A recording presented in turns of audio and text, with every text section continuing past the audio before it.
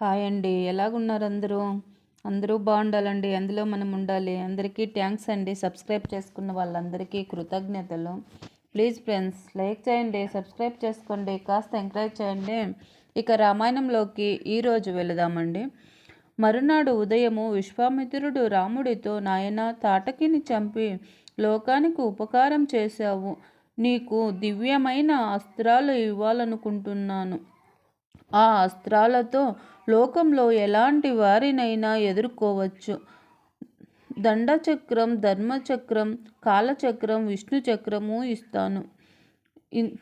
ఇంద్రాస్త్రం, వజ్రాస్త్రం, బ్రహ్మశ్రీరో నామకాస్త్రం, బ్రహ్మాస్త్రం ఇస్తాను. మీ ఇద్దరికి మేదికి శిఖరి అనే గదలను ఇస్తాను.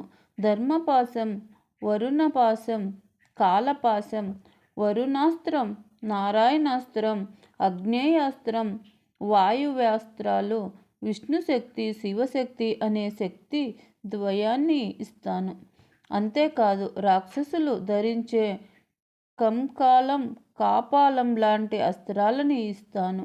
మన్మధుడికి ఇష్టమైన మదనాస్త్రం, పిచాచాలకు ఇష్టమైన మోహనాస్త్రం ఇస్తాను.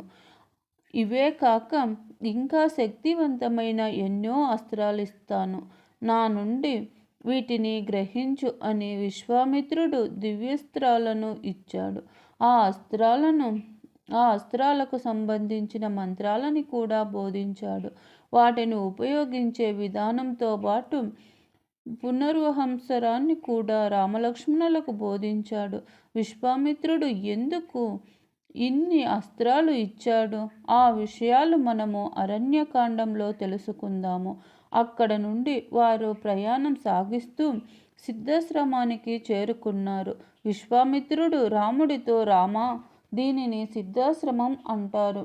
శ్రీ మహావిష్ణువు లోక కళ్యాణం కోసము కొన్ని వందల సంవత్సరాలు ఇక్కడ తపస్సు చేసి సిద్ధి పొందిన కారణంగా దీనిని సిద్ధాశ్రమం అని పేరొచ్చింది. ఆ ఆశ్రమం ప్రాంతంలోనే నేను చేస్తున్న యజ్ఞానికి రాక్షసులు ఆటంకం కల్పిస్తున్నారు. పూర్వము శ్రీ మహావిష్ణువు తపస్సు చేస్తున్న సమయంలో ప్రహ్లాదుడి మనుముడైన బలిచక్రవర్తి దేవతలను జయించి ఇంద్రుడి సింహాసనాన్ని ఆక్రమించి ముల్లోకాలను పరిపాలిస్తున్న సమయంలో దేవతలంతా అక్కడికి చేరి విష్ణువుతో మొరపెట్టుకున్నారు. స్వామి,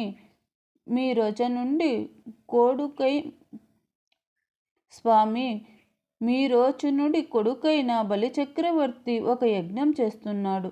ఆ యజ్ఞానికి వచ్చిన వారందరికీ కావలసిన కోరికలు తీరుస్తున్నాడు. నువ్వు మా కోసం వామనుడై అవతరించు ని కోరారు. అదే సమయంలో అదితి కశ్యపులు 1000 దివ్య సంవత్సరాలు తపస్సు చేసి విష్ణువును తమ కుమారునిగా జన్మించమని ప్రార్థించారు. ఆ విధంగా వామనుడు పుట్టాడు. పుట్టిన వెంటనే వామనుడు బలిచక్రవర్తి దగ్గరకు వెళ్ళి 3 అడుగుల దానం అడిగి ముల్లోకాలను ఆక్రమించాడు. స్వర్గాన్ని ఇంద్రుడికిచ్చాడు. రాక్షసులు చనిపోవడంతో ఆ ఆశ్రమం ప్రశాంతంగా ఉంది. మీరు ముగ్గురు సిద్ధాశ్రమం చేరగానే ఆ ప్రాంతంలో ఉన్న మునులందరూ వచ్చి విశ్వామిత్రుడికి నమస్కరించి అతిథి నమస్కారాలు గ్రహించారు. ఆ రాత్రి వారందరూ అక్కడే విశ్వామిత్రులు. మర్నాడు తెల్లవారిన తరువాత విశ్వామిత్రుడు యజ్ఞదీక్షను ప్రారంభించాడు. రామలక్ష్మణులు ఆ యజ్ఞాన్ని రక్షిస్తున్నారు. యజ్ఞం కొనసాగుతుంది. ఒకరోజు ఆకాశం నుండి మరిచ సుబాహాలు వర్షాన్ని కురిపించారు. వెంటనే రాముడు బాణాలు ప్రయోగించాడు.